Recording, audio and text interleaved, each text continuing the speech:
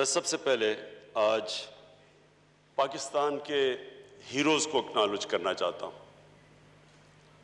یہ پاکستان کے ہیروز ہیں جن کے میں نام لینے لگا ہوں۔ سب سے پہلے سب انسپیکٹر شاہد شہید،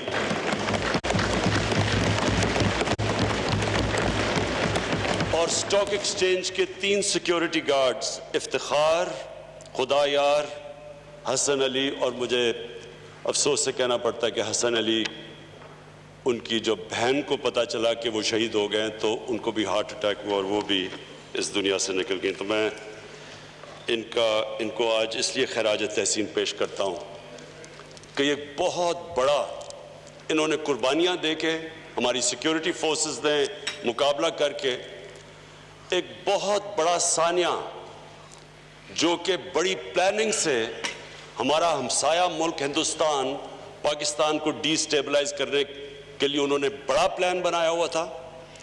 یہ بہت زیادہ اسلحہ لے کے آئے تھے۔ ان کا صرف ایک ایم تھا کہ سٹاک ایکسچینج کے اندر جا کے اور وہاں ان کو ہاسٹیج رکھتے، اور جو ایک دفعہ ممبئی میں بہت بڑی دہشت گردی ہوئی تھی، بالکل اسی طرح کا پلان تھا کہ سٹاک ایکسچینج میں بھی یہ وہی کرتے، اسی طرح بے قصور لوگوں کو قتل کرتے اور ایک ملک میں ایک فضا بناتے انسٹیبلٹی کی، انسرٹنٹی کی۔ یہ پلان ہمیں کبھی کوئی شک نہیں کہ یہ ہندوستان سے ہوا ہے۔ پچھلے 2 مہینے سے میری کیبنٹ جانتی ہے، میرے کیبنٹ منسٹرز کے میں نے اپنی کیبنٹ منسٹرز کو بتایا ہوا ہے کہ ہماری جتنی بھی ایجنسیز ہیں ہائی الرٹ پہ تھیں۔ ہم نے کم از کم 4 بڑے جو اٹیمپٹس تھے دہشت گردی کے، ان کو ہم نے ہماری ایجنسیز، انٹیلیجنس ایجنسیز کی وجہ سے ہم نے پہلے ان کو پری ایمپٹ کر لیا، اور 2 اسلام آباد کے ارد گرد تھے۔ اس کی پوری ہماری تیاری تھی، اور یہ میں اللہ کا بھی شکر کرتا ہوں کیونکہ جتنی بھی آپ کی تیاری ہو، اس طرح کے کو پوری طرح آپ روک نہیں سکتے۔ ہم سب جانتے ہیں کہ دنیا کی سب سے طاقتور بھی فوج اور ایجنسیز اس طرح کے اٹیکس روک نہیں سکتی، لیکن یہ بہت بڑی ہماری جیت ہوئی ہمارے ملک کی، اور ان شہیدوں کے علاوہ جو ہماری انٹیلیجنس ایجنسیز ہیں آج، میں ان کو بھی آج خراج تحسین پیش کرنا چاہتا ہوں۔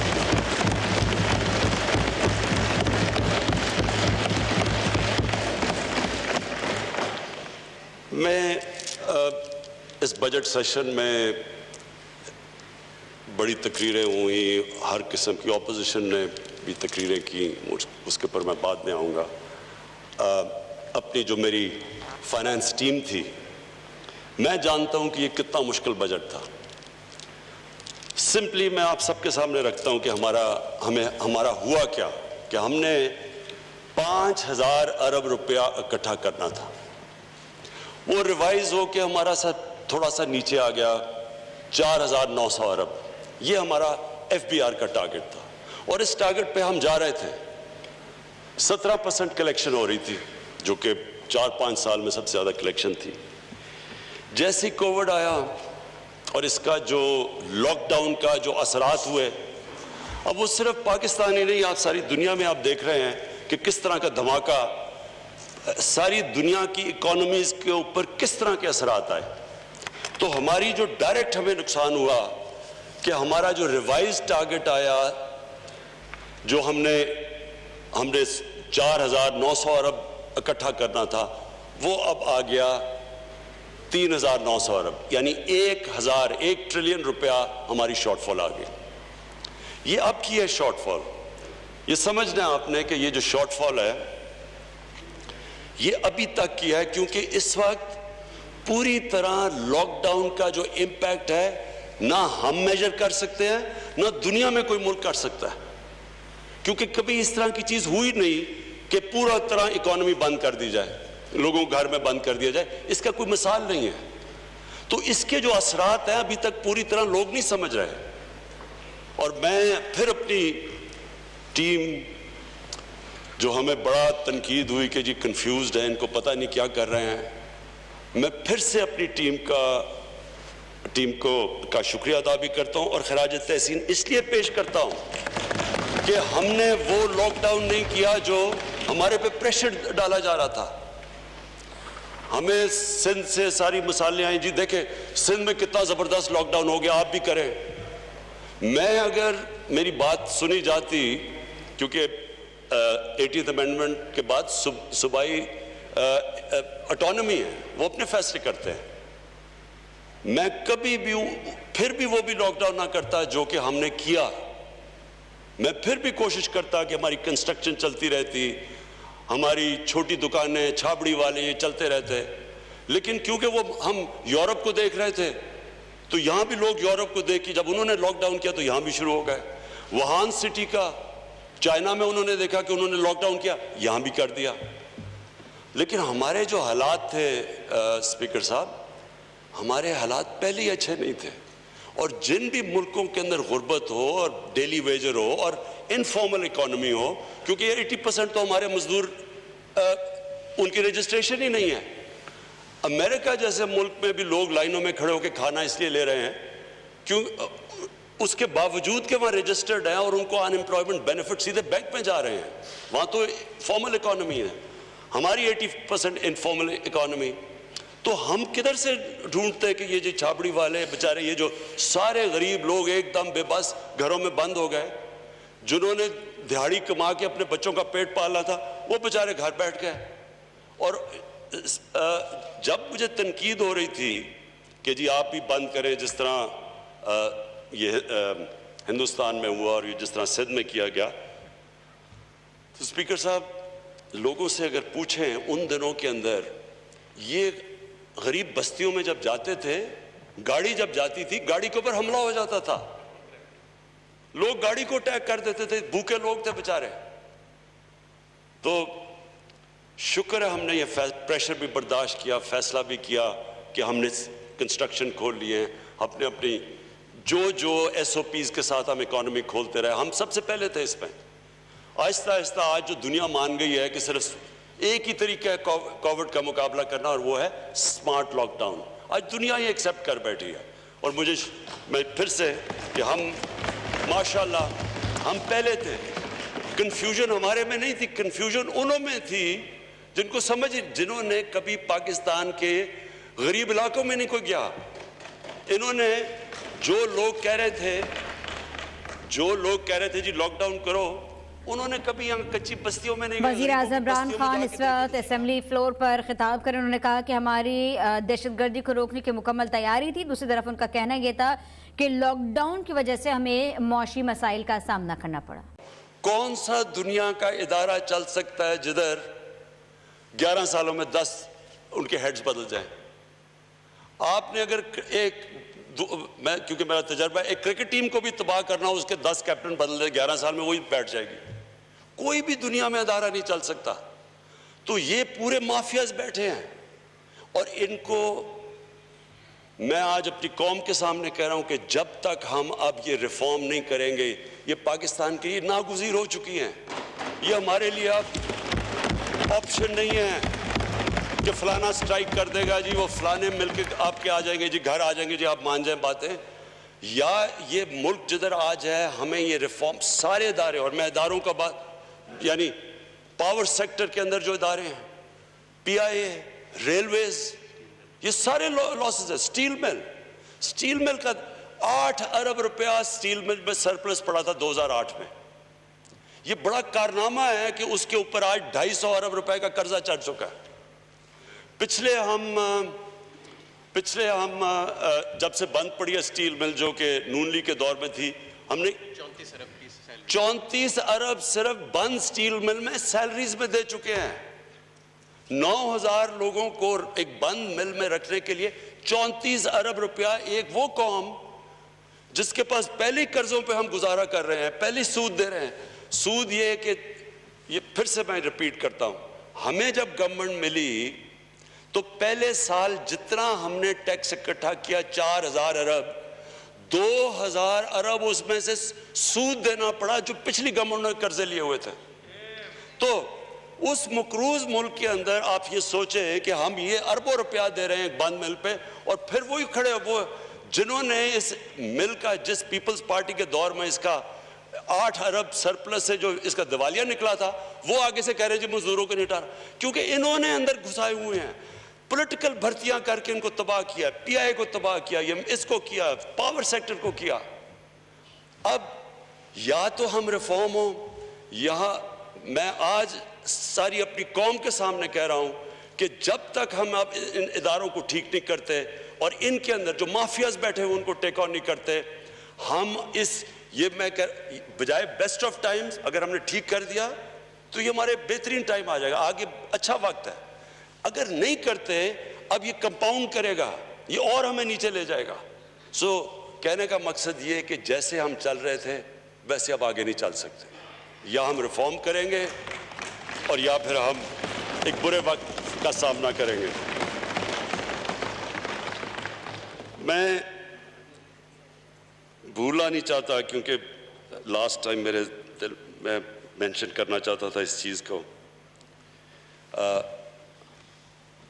کارٹلز، مونوپلیز بنی ہوئی ہیں۔ ایک تو مافیاز بیٹھے ہوئے ہیں اداروں کے اندر، ایک بڑے بڑے کارٹلز بنے ہوئے ہیں جس طرح کا شوگر کارٹل۔ اب شوگر کارٹل اس کے اندر جتنی بھی چیزیں سامنے آئی انکوائری کے اندر، اس میں کیا نظر آ رہا ہے کہ تھوڑے سے لوگ پیسہ بنا رہے ہیں، یعنی ونڈ فال پروفٹس بنا رہے ہیں۔ میں پھر واضح کر دوں کہ یہ ملک کی فیوچر ہے، ہم انڈسٹریلائز کریں۔ اس ملک کی فیوچر ہے کہ ہم اپنی بزنسز کو پروموٹ کریں، اس ملک کی فیوچر ہے اپنے ایگریکلچر کو پروموٹ کریں۔ ہم چاہتے ہیں کہ پیسے بنائے جائیں، ہمارا کسان پیسہ بنائے، ہماری بزنسز پیسے بنائیں، ہماری انڈسٹری پیسہ بنائے، لیکن وہ ایک معاشرے کے اندر اپنا فرض تو پورا کریں، ٹیکس تو دیں۔ جب آپ پیسے بناتے ہیں معاشرہ چلتا ہے۔ ساری دنیا کے اندر جو کامیاب معاشرے ہیں وہ چلتے ہیں کہ لوگ پیسہ بناتے ہیں، وہ ٹیکس دیتے ہیں، وہ ٹیکس آپ اپنی عوام پہ خرچ کرتے ہیں، ان کی تعلیم پہ، صحت پہ، اس طرح ایک معاشرہ چلتا ہے۔ جو مدینہ کی ریاست کی میں بات کرتا تھا، اس سرکار مدینہ پہلی دفعہ دنیا کی تاریخ میں انہوں نے جو زکوٰۃ کا سسٹم نکالا، پیسے والے لوگ سے اکٹھا کرتے تھے اور نچلے لوگوں کے اوپر خرچ کرتے تھے۔ یہ آج سارے یورپ میں ویلفیئر سٹیٹس اس کے اوپر بیسڈ ہے۔ ہم یہاں کیا کر رہے ہیں؟ ریکارڈ پروفٹس، 29 ارب روپے کی سبسڈی 4 سال میں لے کے ساری شوگر مل انڈسٹری 9 ارب روپے کا ٹیکس دیتی ہے۔ اس کے علاوہ مہنگی چینی، لوگوں کو مہنگی چینی مل رہی ہے۔ اس کے علاوہ ساری جو ریگولیٹرز تھے جن کا کام یہ روکنا تھا، چیک کرنا تھا، اس کو کارٹلائزیشن کو چیک کر، وہ ساتھ ملے ہوئے تھے ان کے، ایف بی آر کے لوگ ساتھ ملے ہوئے ہیں، کمپٹیشن کمیشن کے لوگ ان کے ساتھ ملے ہوئے ہیں۔ کمپلیسٹی تھی، اور لوٹ کون رہے ہیں؟ کس کو لوٹ رہے ہیں؟ پاکستانی گورنمنٹ کو اور پاکستانی عوام کو اور بچارے ہمارے کسان کو۔ یہ اسپیکر صاحب ہر جگہ ہو رہا ہے، اور یہ ہماری گورنمنٹ کی مشن ہے۔ ہماری مشن یہ ہے کہ ہم نے اس ملک میں، جب ہم کہتے ہیں انصاف کا نظام، عدل اور انصاف، وہ مطلب ہی یہ ہوتا ہے کہ جو محنت کرتا ہے وہ پیسہ بنائے، لیکن اپنا عوام اپنا جو شیئر ہے وہ دے، تاکہ ہم نچلے سے لوگوں کے اوپر خرچ کر کے اوپر اٹھا دیں۔ وزیر اعظم عمران خان قومی اسمبلی سے خطاب کریں، ان کا کہنا ہے کہ ملک کا مستقبل یہ ہے کہ صنعت زراعت ترقی کرے۔ جب تک ہم اداروں کو ٹھیک نہیں کرتے، مافیاز کو نہیں نکالیں گے، تب تک ملک ٹھیک نہیں ہوگا۔ جو بھی مرضی آپ کا رنگ ہو، سب انسان حضرت آدم کی اولاد ہے۔ آج آپ امریکہ میں دیکھیں جو بیچارے افریقن امریکن سے جس طرح بیچارے وہ سڑکوں پہ نکلے ہوئے ہیں، آج تک ان کو وہ نہیں کیا جو 1500 سال پہلے ہمارے نبی صلی اللہ علیہ وسلم نے ریسزم کے خلاف بات کی تھی۔ ایک ماڈرن سٹیٹ تھی جو ماڈرن پرنسپلز پہ تھی۔ اور میں بار بار ایک چیز کہتا ہوں، اللہ نے ہمیں قرآن میں حکم دیا کہ ہمارے نبی صلی اللہ علیہ وسلم کی سنت پہ چلو۔ وہ کس لیے کہا ہے؟ ہماری بہتری کے لیے۔ جو انسان ان کی سنت پہ چلے گا وہ آٹومیٹکلی اوپر چلا جائے گا، اور جو قوم مدینہ کی ریاست پہ اصولوں پہ چلے گی وہ اٹھ جائے گی، چاہے وہ مسلمان نہ بھی ہوں۔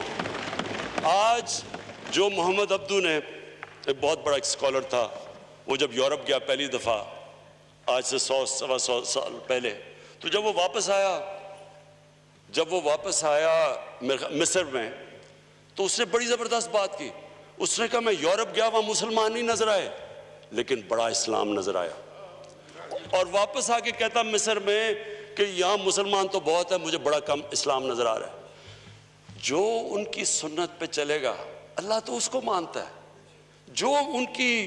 جو انسانیت ہوگی، جس معاشرے میں انصاف ہوگا، جس میں میرٹ ہوگی، جس کے اندر انسانوں کو برابر کا سمجھا جائے گا، وہ معاشرہ دنیا میں اوپر چلا جائے گا. اور آج آپ نے اگر اسکینڈینیوین، جو میں نے جا کے دیکھا اسکینڈینیوین ممالک میں، آپ دیکھیں گے کہ وہاں کس طرح کی ان کی کتنے وہ قریب ہیں مدینہ کی ریاست کے اور ہم کتنے دور ہیں اس سے. جو مجھے جو میرا آخری پوائنٹ سے پہلے میں صرف آج سب اس ہال کے سامنے اکنالج کرنا چاہتا ہوں جو پاکستان کے ہیلتھ ورکرز ہیں، ہمارے ڈاکٹرز ہیں، جتنی وہ فرنٹ لائن میں محنت کر رہے ہیں.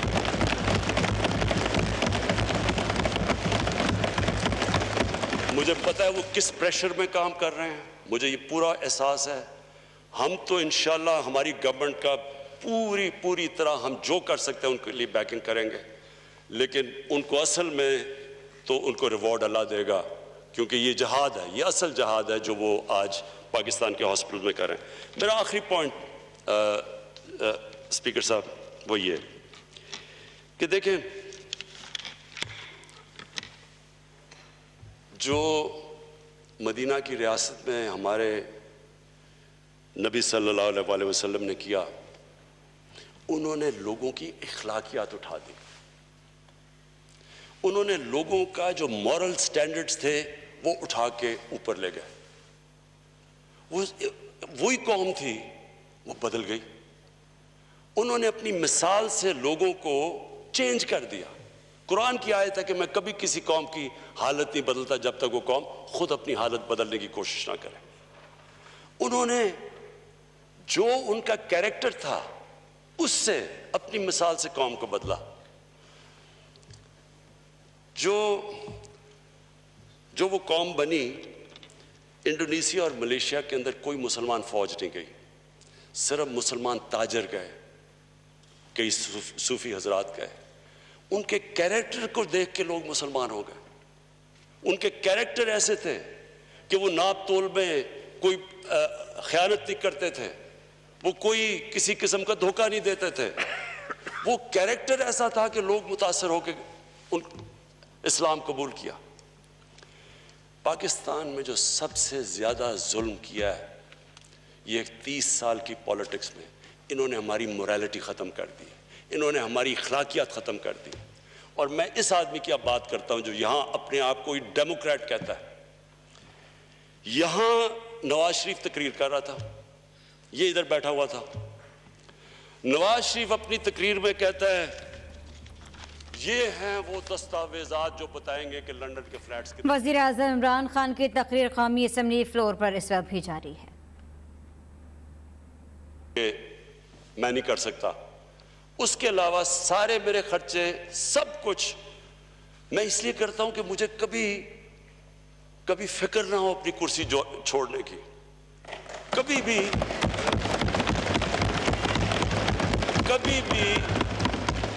کبھی بھی مجھے اپنے اصولوں پہ اور نظریے پہ کمپرومائز نہ کرنا پڑے. جب بھی مجھے کہا گیا کہ جو ہو یہ چینی ماں یہ تو مشرف نہیں کر سکا تو یہ تو آپ کو گرا دیں گے، یا بھی پی آئی کی جی رپورٹ دبا دیں. سوچیں، میں کہتے پی آئی کی رپورٹ دبا دو، یعنی آپ اگر فیک نہیں یہ پبلش کرتے کہ یہ لوگوں کے فیک لائسنسز ہیں، یعنی لوگوں کی جانوں خطرے میں. اگر کوئی آپ کو پتا ہو رپورٹ میں کہ کوئی فیک لائسنس ہے اور آپ نہ کریں، کوئی کریش ہو جائے تو خون تو میرے ہاتھوں پہ ہے، ہم ساری قوم کے اوپر ہے.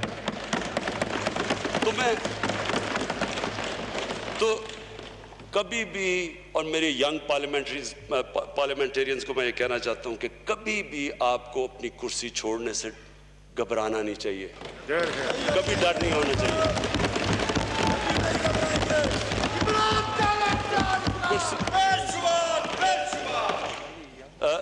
کرسی آنے جانے کی چیز ہے، لیکن جو نہیں، جو آپ کو کبھی چھوڑنا نہیں چاہیے، وہ ہے آپ کا نظریہ۔ جب تک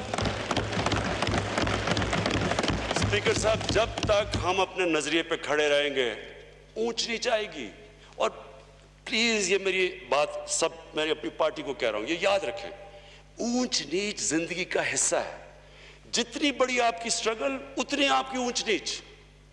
کوئی آج تک دنیا میں کسی نے بڑا کام نہیں کیا جو اوپر جا کے نیچے نہیں گرا، پھر کھڑا ہوا، پھر نیچے نہیں گرا۔ یعنی سٹرگل کے بغیر آج تک کسی نے دنیا میں کوئی کام نہیں کیا۔ جب آپ سٹرگل کے بغیر ایک پارٹی کا چیئرمین آپ کو بنا دیتے ہیں تو آپ کہتے ہیں پھر جب بارش آتا ہے تو پانی آتا ہے۔ کیونکہ آپ بس یعنی آپ نے کبھی سٹرگل ہی نہیں کی۔ آپ لاک ڈاؤن کہہ رہے ہیں، یہی نہیں پتا کہ بیچارے غریب بستیوں میں لوگ رہتے کیسے، کیونکہ آپ کو پتہ ہی نہیں ہے۔ لیڈرشپ ایک سٹرگل کا نام ہے، ایک سٹرگل لیڈر کو بناتا ہے۔ مشکل وقت لیڈر کا تو سب سے بڑا ٹیسٹ ہی ہوتا ہے مشکل وقت میں، اور وہ مشکل وقت میں تب کھڑا ہوتا ہے جب اس کو سٹرگل کرنی آتی ہے، وہ گھبراتا نہیں ہے۔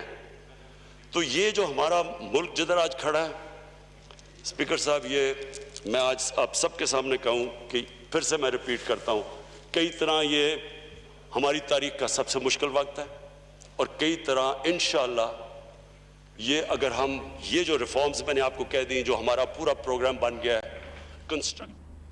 وزیر اعظم عمران خان اس وقت ایوان میں خطاب کر رہے ہیں، جہاں ان کا کہنا ہے کہ آج دنیا بھی مان گئی کہ ایک ہی طریقہ اسمارٹ لاک ڈاؤن معیشت کو برباد کیا گیا۔ یورپ اور چین کو دیکھ کر پاکستان میں لاک ڈاؤن کیا۔ میں کبھی مکمل لاک ڈاؤن کا مشورہ نہیں دیتا۔ 18ویں ترمیم کے بعد صوبے فیصلے کرنے میں آزاد ہیں۔